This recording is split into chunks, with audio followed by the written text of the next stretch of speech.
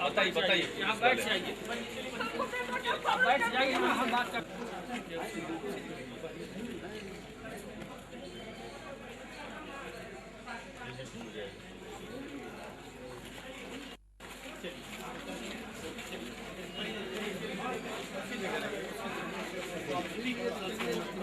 उच्च न्यायालय का आदेश है तो कैसे नहीं पालन होगा? जरूर आपका भी दावा है।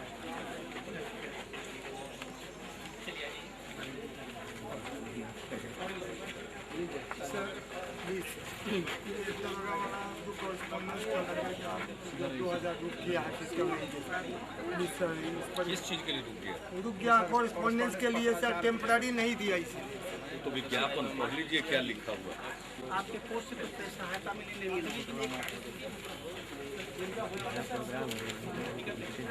हाँ, इसका ही सेवानिवृत्ति के बकाया राशि का चालक का आपका है, लीजिए। चालक में बकाया है। अरे यार, अन्याय होगा तो न्याय में तब्दील हो जाए। बात कर लीजिए। तीनों का वैकल्पिक इंतजाम पर कुछ करवाइएगा। गरीब आदमी कहाँ जाएगा? बात करके फोटो बताइए कि हाँ साहब लोग का इंतजाम कर रहे हैं। कहाँ बैठे हुए? ऑफिस में आप बैठे रहिए। यहाँ से सबको गाड़ी की लोड करा के भेजाते हैं। लोग को एश्योर कर दीजिए। तो आपने घर पर है? घर पर ठीक। सब महिला और जिनका समाधान संभव है उनका समाधान किया जाएगा। समस्याएं हैं तो इस बिहार में तो समस्याएं हैं, ये सबको मालूम है। अनेक प्रकार की समस्याएं हैं। कुछ तो खैर क्रॉनिक समस्या है, उसके बारे में तो हम बार बार कहते हैं कि कुछ अलग किस्म की चीज़ें हैं। लोग आते हैं, सब जगह जाते हैं, लेकिन कुछ ऐसी बातें हैं जिनका समाधान किया जाना चाहिए। तो वैसे चीज़ों को हम लोग टेकअप करके लॉजिकल एंड तक पहुँचाएंगे। अब जब जैसा हमने आपको बताया कि हर स्तर पर लोग अपनी फरियाद लेकर पहुंचेंगे तो पटना तक आने वालों की संख्या घट जाएगी और मेरे ख्याल से सब कुछ पंचायत चुनाव के बाद ठीक ढंग से लागू हो जाएगा। आपको भी मालूम है पंचायत चुनाव के कारण पूरी मशीनरी का ध्यान हर जगह पंचायत चुनाव पर केंद्रित है। 3 चरण हुआ है, अभी 7 चरण बाकी है। उस बीच में कुछ न कुछ घटित होता ही रहता है। तो ये जो हम एक स्थायी और तंत्रगत व्यवस्था करना चाहते हैं कि सबको एक व्यवस्थित रूप से काफ़ी हद तक समाधान हो सके। लोग आते हैं, मिलते हैं।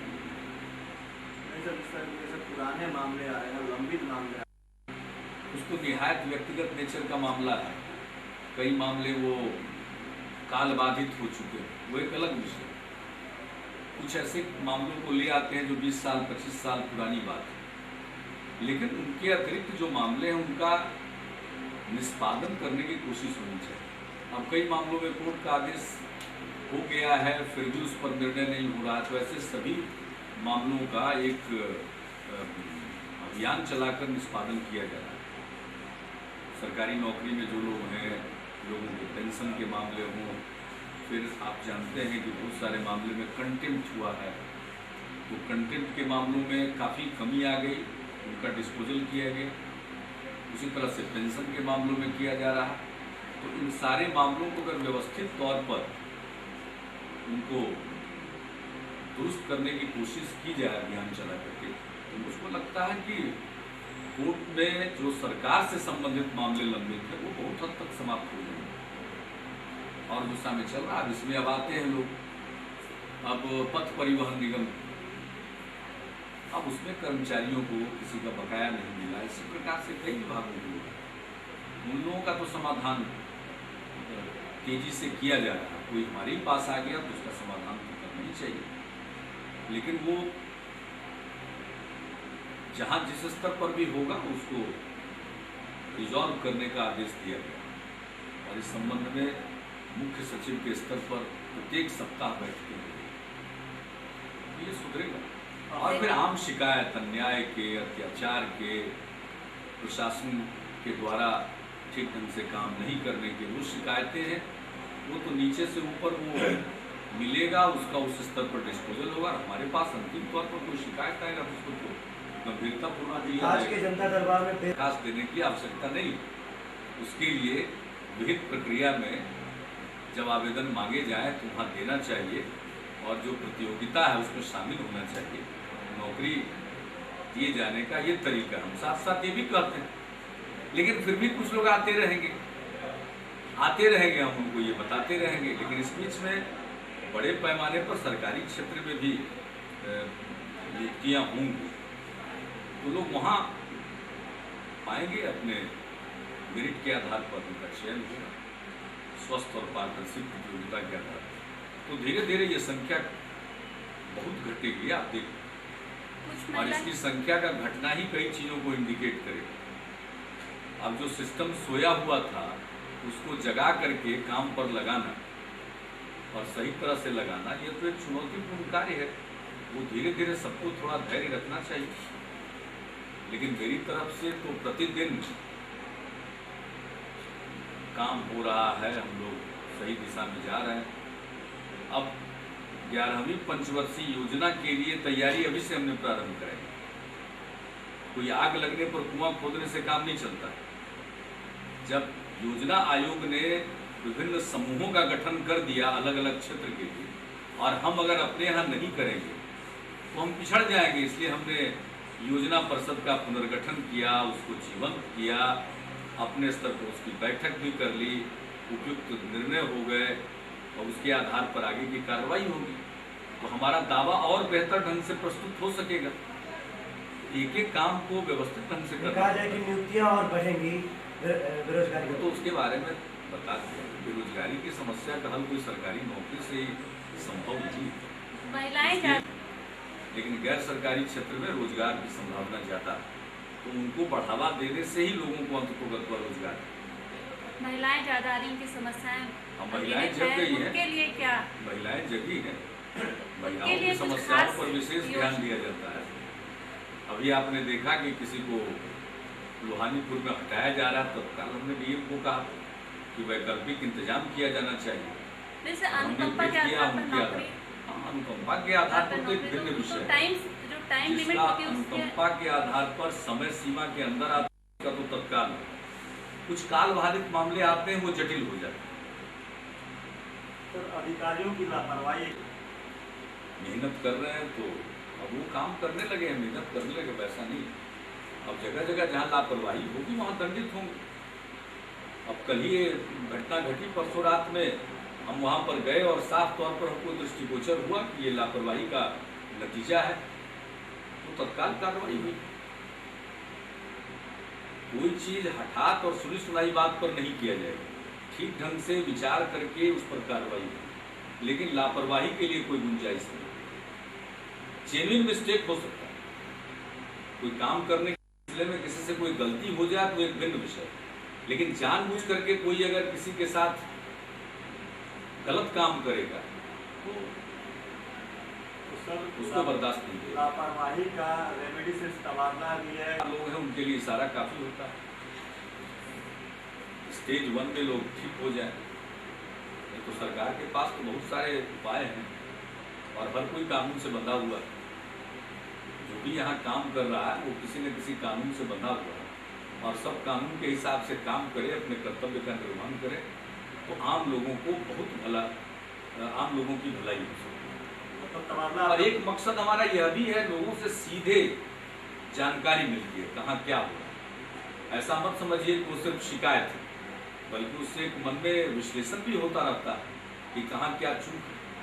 तो हमारे अधिकारी जो मुझसे जुड़े हुए इन सब चीज़ों का विश्लेषण करके उसके हिसाब से उचित निर्देश भी देते हैं और मेरे संज्ञान में लाते हैं। तो जहाँ आवश्यकता पड़ती है हम उच्च स्तरीय बातचीत करके उसका समाधान निकालते हैं। मतलब लापरवाह योजना लोग बनाकर उस पर आगे बढ़े और आप समझ लीजिए कि इसको एक चुनौती के रूप में लिया गया और लोगों ने भी इसको चुनौती के रूप में लिया।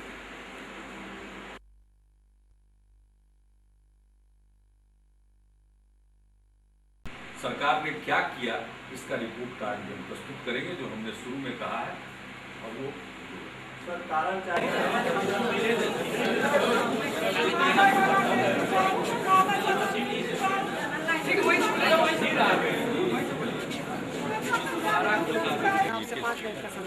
बोलिए, अभी समय है आपके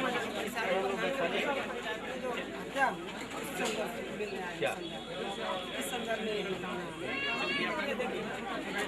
अरे क्या दिखा रहे हो? जाके पटेल साहब को दिखाओ ना। पटेल साहब को कोई नहीं हमारे आज तक बर्दाश्त नहीं किया जाए। जो मर गया उसके मुआवजा मर गया तो अलग चीज है, उसके अलग बात करिए। लेकिन आप जाकर के जिस तरह से किए हैं आप लोग, कहाँ सर वो ठीक नहीं किया। इसको नेतागिरी मत छाटिए जैसे, इस समय नेतागिरी में बर्बाद हो जाइए। ये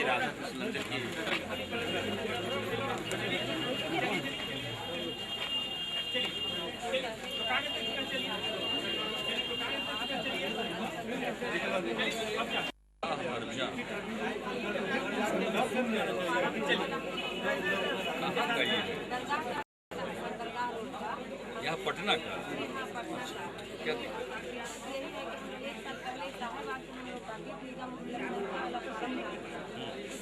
पार्टी वाले लोग रहते हैं 50 घर, तो हम लोग घर के 1 साल में हो गया था। वीडियो के यहाँ जाँच हो करके चल रही है डीएम के यहाँ। अब वहाँ जो है कोई एक्शन नहीं लिया जा रहा है।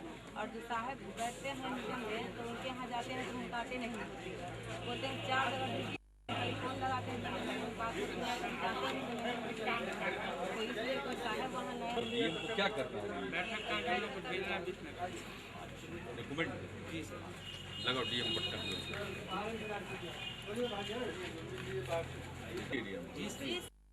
थाना में जाना पड़ता है।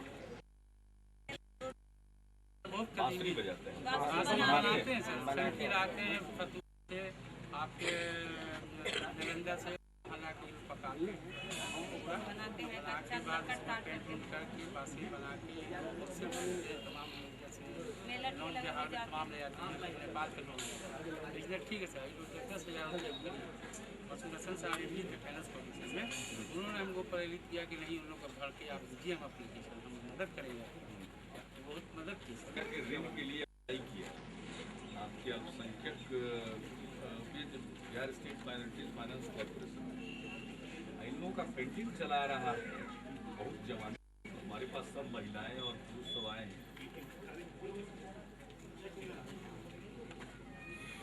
हाँ, नहीं मिला है इन लोगों का, आवासीय भी मिल गया।